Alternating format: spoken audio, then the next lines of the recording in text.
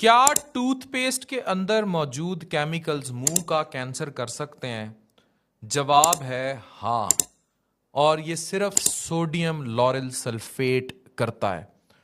اب کیا ہم ٹوتھ پیسٹ کا استعمال ترک کر دیں؟ قطعاً نہیں، لیکن آپ پڑھیں کہ اگر اس میں سوڈیم لورل سلفیٹ استعمال ہوا ہے تو آپ بالکل اس کو ترک کر دیں۔ اور آپ گھر میں اب آج سے پہلے تو ٹوتھ پیسٹ نہیں ہوا کرتے تھے اتنے مہنگے مہنگے امپورٹڈ، یہاں لوگ مسواک یوز کرتے تھے، یا ایک اور طریقہ جو میں نے ریسرچ میں پڑھا جو لوگ یوز کرتے تھے اور ان کے دانت بہت فریش رہتے تھے، وہ آم کا آم گٹھلی کے دام، کس چیز کا استعمال؟ نیمبو کے چھلکے اور نمک کا استعمال۔ لوگ نمک لگاتے تھے اور نیمبو کا چھلکا مل لیا کرتے تھے۔